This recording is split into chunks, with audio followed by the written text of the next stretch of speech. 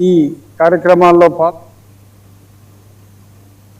పల్నాడు జిల్లా నరసరావుపేటలో సంక్రాంతి సంబరాలు అంబరానంటుతున్నాయి. తొలి రోజు భోగి మంటలు కార్యక్రమంలో పాల్గొన్నారు ఎమ్మెల్యే చెదలవాడ అరవింద్ బాబు. కూటమి శ్రేణులు మహిళలతో కలిసి డ్యాన్సులు వేస్తూ సందడి చేశారు.